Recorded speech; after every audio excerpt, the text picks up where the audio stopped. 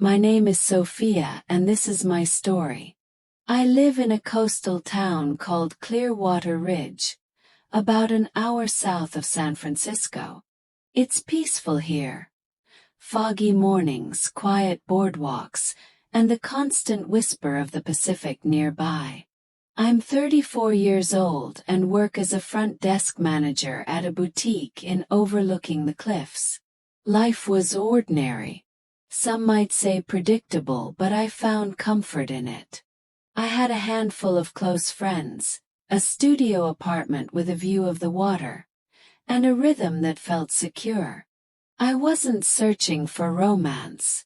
After several painful relationships in my 20s, I'd convinced myself that solitude was safer. But life has a way of bringing someone into your world exactly when you've stopped looking. That person was Michael. Michael arrived at the inn for a work conference. He stood out from our typical guests. Composed, courteous, with a hint of weariness in his expression. He had thoughtful eyes, a subtle smile, and a soft-spoken manner. When he requested a room, I processed his check-in, and he thanked me with a sincerity that felt genuine. I caught the way his gaze lingered, not inappropriately, just warmly. I smiled without thinking. The following morning, he appeared in the lobby asking about local recommendations. I suggested the best artisan coffee shop, the secluded cove where the beach was less crowded, and which Italian bistro the locals preferred.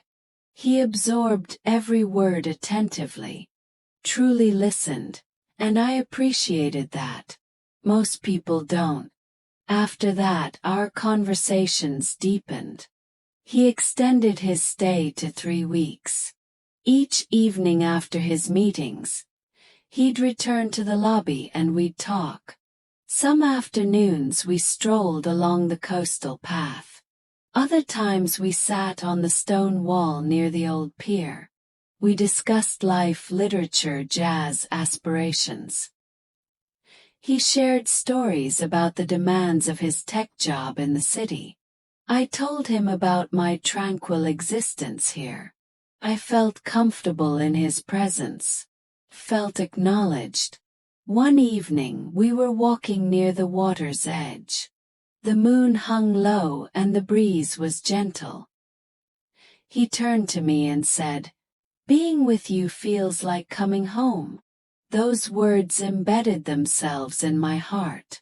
I think I began falling for him that night.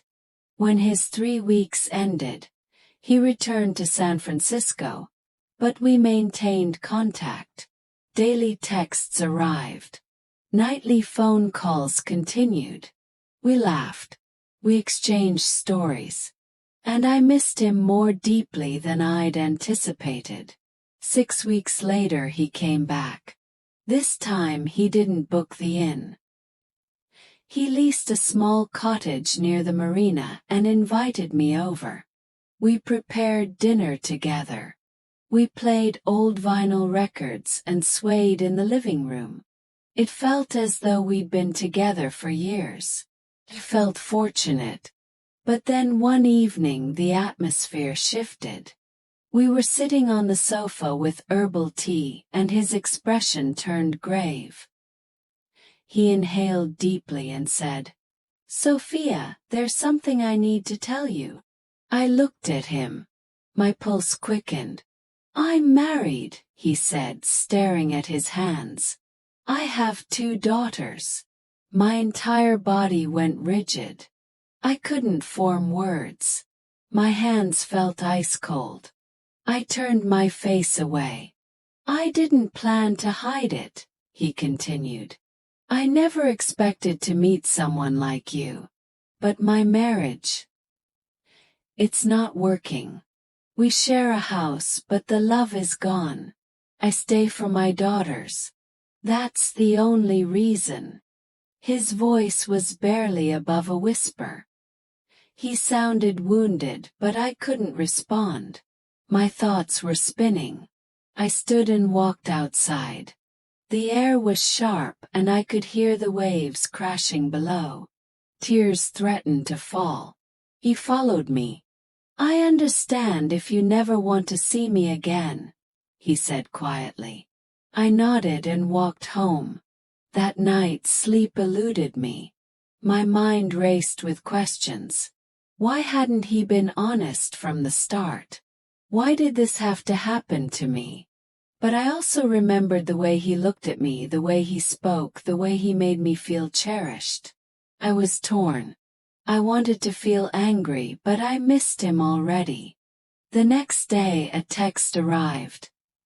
"I'm sorry. Miss you." I didn't reply. For days I felt adrift. I couldn't concentrate at work. I constantly checked my phone. My heart and my logic were at war. I told myself to let him go, but I couldn't. A week passed before I agreed to meet him near the pier. I told him I felt betrayed, that I deserved honesty from the beginning. He said he understood.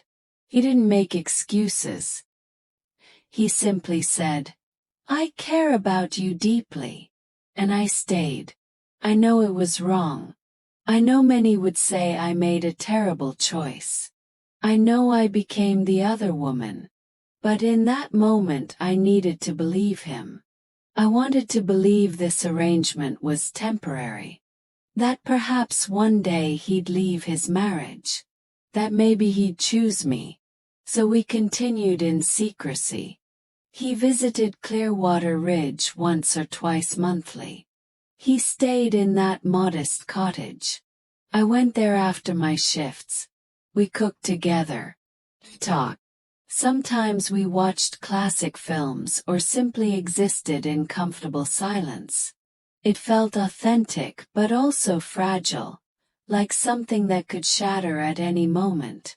We never appeared together publicly.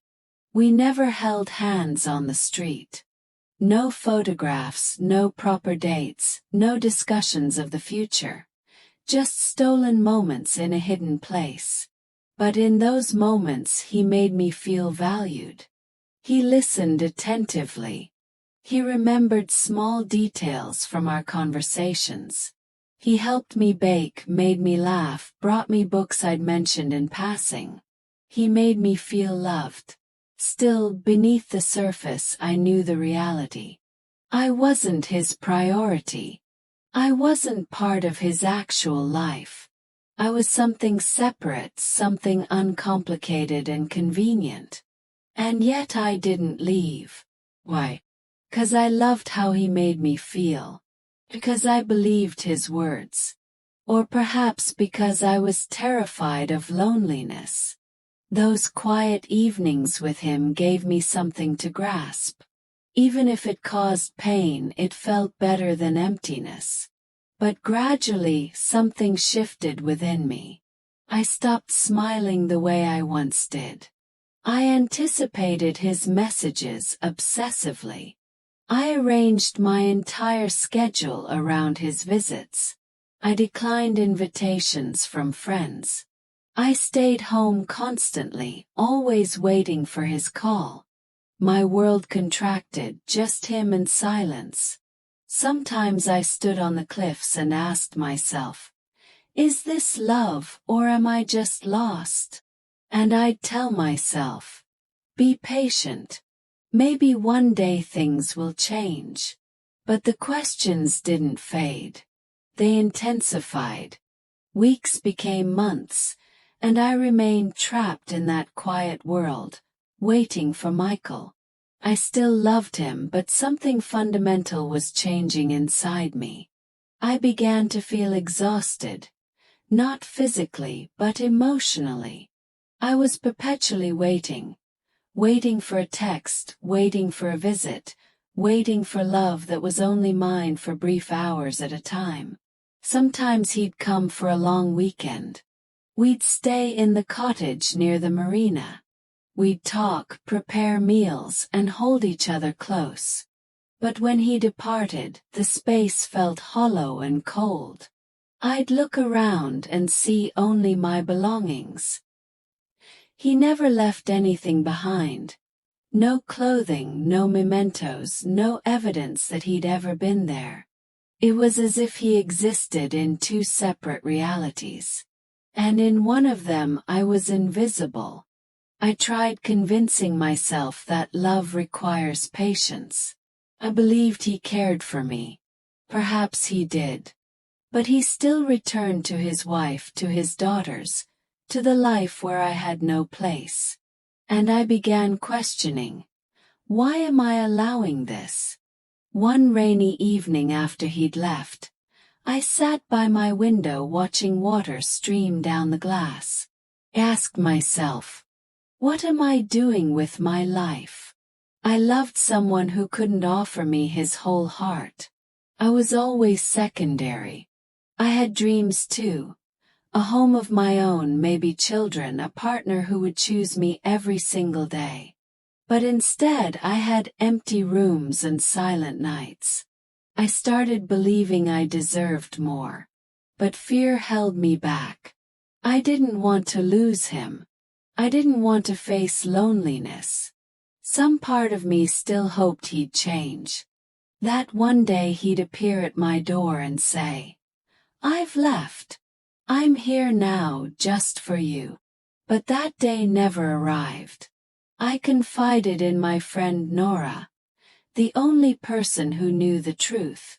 I described how I felt. Exhausted, melancholy, confused.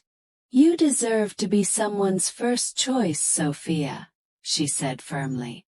"You should be with someone who's proud to love you openly.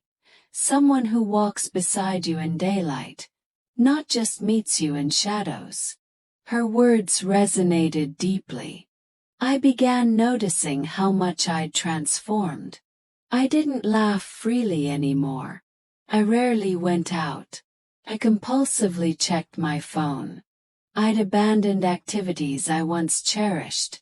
Reading on the beach, hiking the trails, having dinner with friends. My world had shrunk, and I'd allowed it to happen.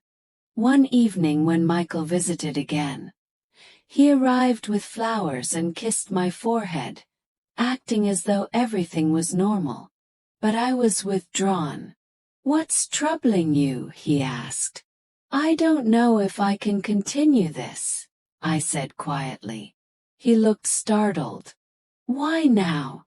"Because I feel like I'm not living my own life," I explained. "I'm living in your shadow. I wait for your visits, your calls, your affection, but I'm always waiting. I want more. I need more." He sat heavily and said nothing for several minutes. Finally he spoke. "I love you, Sofia. You know that. Then why won't you choose me?" "Yes." He looked away. "It's not that simple. I have children, responsibilities, a family." "And what am I?" I asked softly. "Just a secret." He didn't answer. That night I wept again. Not because he was cruel, he wasn't. But because I finally recognized the truth. He would never leave. Not for me. Not for anyone. After he departed, I didn't text him. I didn't call. I needed space to think clearly. I walked along the coastal cliffs every morning before work. I let the wind touch my face. I watched the waves and reflected on my existence. What did I genuinely want? What brought me joy? Slowly, I reconnected with my former self. The woman who loved long walks, coffee with friends, novels by the fireplace. Missed her. I also contemplated the nature of love. What does authentic love look like? Not just romantic gestures, but someone who stands with you openly. Someone who says, "You're mine," without hesitation. I didn't have that. Not with Michael. I started journaling each night. Just thoughts and emotions. helped me understand my desires more clearly. And with each page I filled, I grew slightly stronger. Michael continued sending messages. I miss you. I'm thinking about you. Can I see you? But I didn't respond immediately. I needed time. A week later, he appeared at my apartment unannounced. I was surprised but let him in. I needed to see you, he said. You've been distant. I've been thinking, I told him. He sat down. About us? Yes, I said. About everything. We talked for hours. I explained how I felt about the waiting, about being second, about losing myself in the process. I can't continue this, I said. I love you. Maybe I always will. But I need a real life. I want someone who can give me their entire heart, not just fragments. He looked pained. I can't leave them, Sofia. I've tried imagining it. But I can't do that to my daughters. He nodded. I understood his position. But I also understood something else. This was the ending. I hope you find peace, I said gently.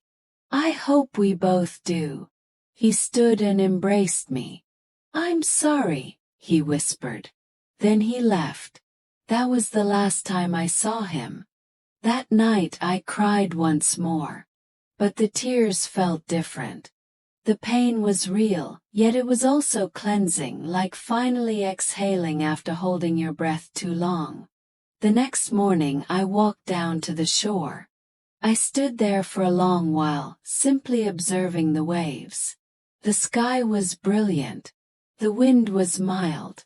I felt something I hadn't experienced in months. Peace. I knew healing would require time.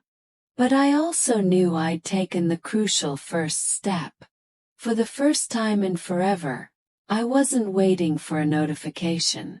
I wasn't obsessing over my phone. I was simply present with myself.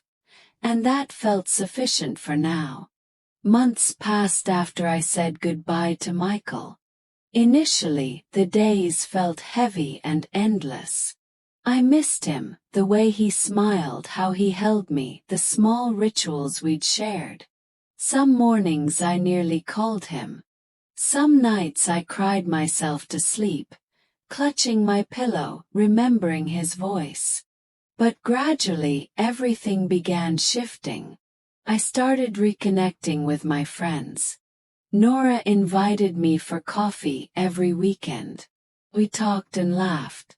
Sometimes we simply sat together in comfortable silence. It felt wonderful being around people who loved me unconditionally. No secrets, no deception. I also returned to my passions. I resumed reading. Gentle stories about hope and resilience. I walked on the beach every evening, watching the sunset and listening to the waves. The ocean always calmed me. It reminded me that life continues moving forward regardless of what happens. I also pursued personal growth. I enrolled in a creative writing workshop at the community center. Something modest just for myself. Each week, I wrote several pages about my thoughts and dreams. Felt liberating. It facilitated healing. One evening after class, I stopped by a bookstore on the corner, a place I hadn't visited in ages. Inside, I noticed a man browsing travel guides. He smiled when he saw me, and I smiled back instinctively. He looked vaguely familiar, though I couldn't place him. He approached and said, "Hi, you're in the writing workshop, right?" He nodded. "Yes, I just joined recently." "I'm David," he said. We chatted briefly about the class, about books, about the unseasonable weather. Nothing profound, but something about his demeanor put me at ease. The following week he sat near me in class. Afterward, we walked together to the cafe across the street. We discussed ordinary things, family, work, favorite foods. He was kind. He listened attentively. And when I spoke, he maintained eye contact. I didn't feel anxious. I felt comfortable. We began meeting after class regularly. Sometimes for coffee, sometimes just for short walks. He didn't probe about my past. He didn't pressure me. He was patient. One evening we sat on a bench overlooking the ocean. The sky blazed orange and the air was crisp. I looked at him and said, "Can I share something with you?" "Of course," he replied. I was in a relationship before. It wasn't healthy. He was married. I waited for him for a long time. I loved him, but I was always his second choice. I don't want that kind of love again. He remained quiet momentarily. Then he said, "Thank you for trusting me with that. Think you're courageous. And you deserve so much better." That evening, I returned home with warmth in my chest. Not because I was falling in love, but because I felt truly understood. Weeks became months. David and I spent increasing time together. We took walks, watched films, and shared our aspirations. He never rushed me. He never demanded more than I could offer. I found myself smiling more genuinely. I laughed without underlying sadness. I felt liberated. One day, I looked in the mirror and saw something I hadn't seen in ages. Myself. Not the sorrowful woman who waited for messages. Not the person who cried alone at night. But Sofia. Resilient, compassionate, and fully alive. David entered my life gradually. Like dawn breaking after a long night. He didn't try to fix me. He simply stood beside me. And through his quiet presence, he showed me what genuine love can be. One afternoon we were sitting in the park watching children play. "Do you ever think about having a family?" "Yes." "Yes," he said. "Someday with the right person." Smiled. "Me too." We didn't need to elaborate. I understood now that love doesn't have to cause pain. It doesn't need to be hidden or agonizing. Love should feel safe. Should feel like coming home. Looking back, I don't regret my past. Taught me invaluable lessons. I learned that love without respect is insufficient. That waiting for someone who cannot choose you will only bring suffering. That no one else can grant you peace. You must cultivate it within yourself. And now I have peace. I have hope. I have love. Not from someone who conceals me, but from someone who walks beside me openly. If someone asked me today, was it worth it? I would say yes. Because through all the heartbreak, I discovered myself. And in finding myself, I opened the door to a new kind of love. A better one, the kind I truly deserve.